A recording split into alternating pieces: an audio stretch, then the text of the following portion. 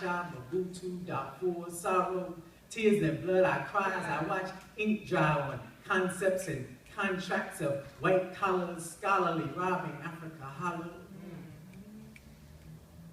Now China and more outsiders and insiders are in Africa exploiting finer, and I'm just trying to remind you of Sankara, Lumumba, Garvey, Malcolm, and Nkrumah shout about our route to righteous clout, but did deception blind you to the truth of Africa, center of the world, source of the great so-called Greek philosophy, higher level, Pan-Africanism we need to build for our children's prosperity.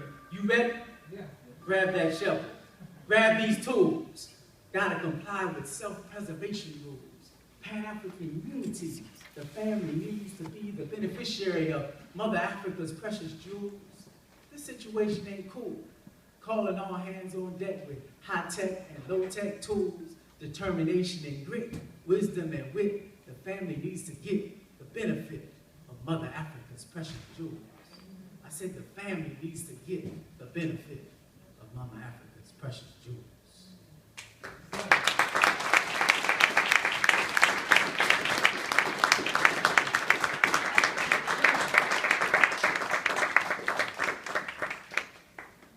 I can say a lot about the legacy of Thomas Sankara, but in the short time that I have, I want to speak about Sankara and his vision as a model for self-sufficiency for our people. And in a word, what he represented and what that represents is Pan-Africanism. Pan-Africanism represents our self-determination and our self-sufficiency. And it was at the heart of what Sankara represented. Of course, it was at the heart of what a number of our noble ancestors represented. Of course, it was at the heart of what Marcus Garvey represented. As many of us know, Marcus Garvey led a movement in the early 1900s to build economically viable and self-sufficient black communities internationally after observing that black people were on the bottom rung of society's socio-economic ladder around the world, including in Africa under European colonial rule. So Garvey built an organization, the UNIA, with several million members, with branches in 38 U.S. states and 41 countries. And this organization included grocery stores, laundries, a printing press, and a shipping company, the Black Star Line, financed by selling shares of stock to UNIA members. Garvey's movement was remarkably successful for a period of time until it was derailed by external and internal forces, and we know how that works. So I'm not going to go into all the details on that, but I think most of you know about those dynamics. And the bottom line was that the need for self-reliance that inspired Garvey's movement remained largely unmet.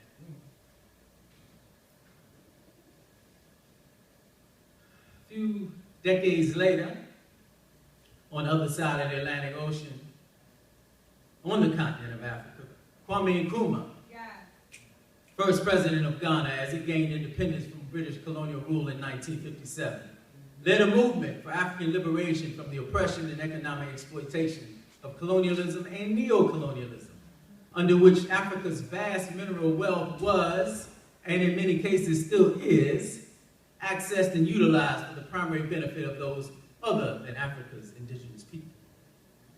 In this movement for Pan-African political and economic freedom, independence, and self-sufficiency, Nkrumah was joined by other African leaders such as Guinea President Sekou Touré, Tanzania President Julius Nyerere, and Congo Prime Minister Patrice Lumumba.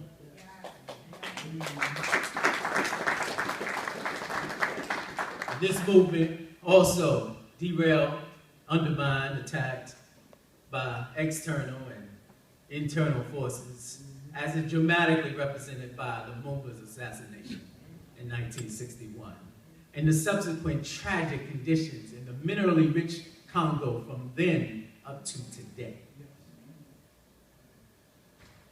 So remarkable about Sankara is from that era, between then the movement, the fervent movement for Pan-Africanism, coming from Garvey's era up through the Pan-African congresses that happened during those years, through the movement for African independence with Garvey and Lumumba.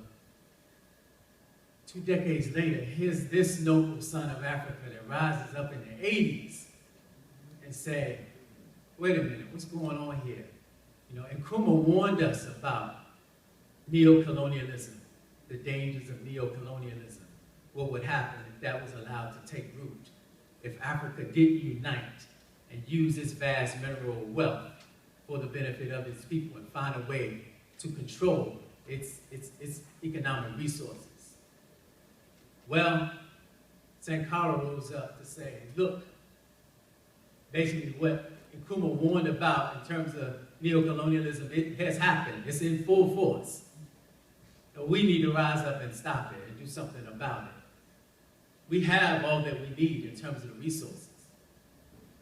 But when we allow others to control them by paying off people to allow others to get access to those resources, where we don't produce them for our people's own good and provide employment opportunities for our own people, and just allow others to get the raw material and sell them back to us in many forms, so that we have, as you said, neocolonialism right on our plate, and in our homes, and in our villages, and everywhere else in our presence, in our lives. So this noble son of Africa rose up and said, no, at least not here.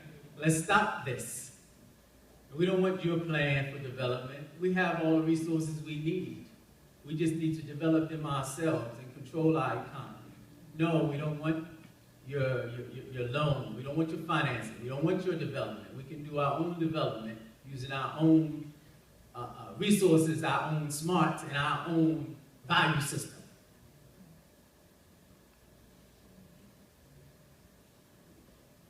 In 4 years, he accomplished a lot in Burkina Faso. And just the name, him changing the name to Burkina Faso, land of the upright men from Upper Volta, was revolutionary.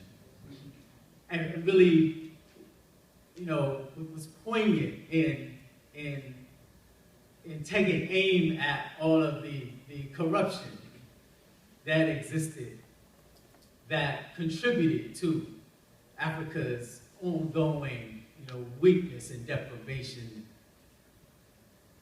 People willing to take the bribe, the Mobutus of the world, willing to take the bribe. He said, no, land of upright men and women as a leader in the forefront of advocating for rights of women. What a brother in his 30s, so young, to be that powerful, that strong, that beautiful. So of course we know that, there are many forces, those same kinds of forces that, help to see to it that Garvey's movement didn't ultimately succeed more than it did, and that Nkrumah and Lumumba's movements didn't succeed more than they did. Those forces, we know, helped to take down and take out Brother Thomas Sankara. But we know that his legacy lives. His legacy lives through those of us who still carry it forward, those of us who still carry the torch of Pan-Africanism, and those of us who are inspired by him and his legacy. For somebody like me in my age bracket, while Nkrumah and Lumumba and all those movements were going on, I was either not here or in little baby stage, toddler. But like I said, here comes a brother in the 80s, bringing Pan-Africanism to the forefront and to the consciousness of our people to say, no, this is something we still need. And we're not all going to sell out to the neo-colonial interests. And so that helped to provide a link from that era to this era today. And so, as I say, there are many of us here today that are inspired by Sankara. Many of us here in DC inspired by Sankara, and One of the things we have going on here is a coalition of Pan-Africanist organizations called the Leadership Council for Pan-African Nationalism. I see a number of folks in the room associated with that, and what it is a coalition of the various African-centered or Pan-Africanist organizations in the DC metropolitan area, knowing, as Nkrumah said, as Sankara said, unity is essential to our progress. As long as we stay divided in our little, silos, and somebody got an organization over here, they're doing some good things, and over here, but until we unify that, and unify and leverage the power that can be harnessed with that, we're going to stay in a weakened position. So with that coalition, we're bringing about unity, starting right here in DC.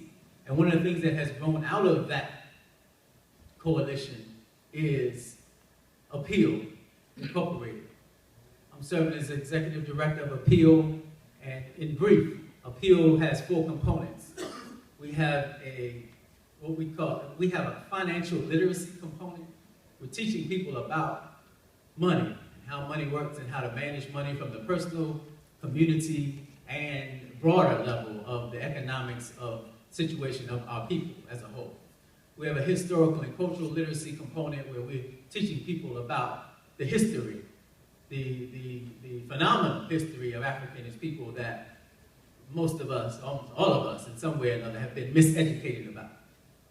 We are developing a think tank to analyze and address important issues that continue to face our people, in particular socioeconomic issues. And last but not least, we are creating a credit union, a financial institution